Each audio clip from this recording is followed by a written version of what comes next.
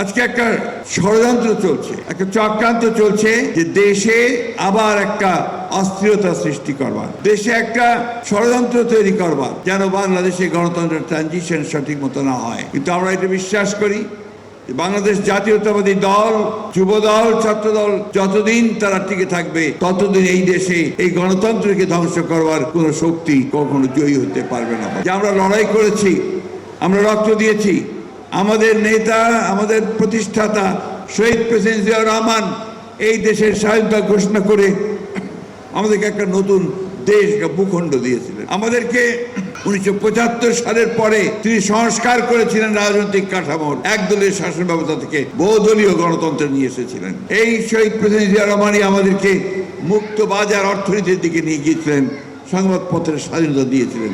হিরন আরও mineral water মাত্র 50 পয়সায় প্রতি লিটার।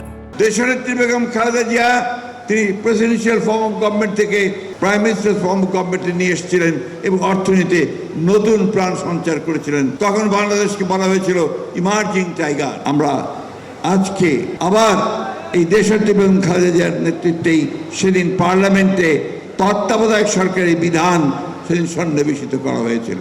অর্থাৎ গণতন্ত্রের যতগুলো কাঠামো আছে সেই কাঠামোগুলোকে শক্ত ভিত্তিতে দাঁড় করানোর কাজটা বিএনপি করেছে। অর্থনীতিতে যে পরিবর্তন, অর্থনীতিতে যে উন্নয়নের লক্ষ্য, সেটাও করেছে এই বিএনপি দেশনেত্রী এবং খালেদার নেতৃত্বে এবং আমাদের নেতা জনাব আমাদের শহীদ প্রেসিডেন্ট জিয়াউর রহমান সাহেবের নেতৃত্বে। আমরা আশা করছি আমাদের নেতা তারেক রহমান সাহেব আমাদেরকে যে পথ দেখাচ্ছেন, যে কথাগুলো বলছেন অর্থনীতি সম্পর্কে, রাজনীতি সম্পর্কে, তিনি দেশের সামনে যে স্বপ্ন তুলে ধরছেন, সেই স্বপ্ন শুনে আমার একটি কথাই মনে হয়, মার্টিন লুথার কিং এর সেই ঐতিহাসিক কথা, I have a dream, Tarique Rahman has a dream. ইনশাল্লাহ সেই ড্রিম নিয়েই আমরা সামনের দিকে এগিয়ে যেতে পারবো এবং আমরা জয় করব। উই শ্যাল ওভারকাম ইনশাল্লাহ।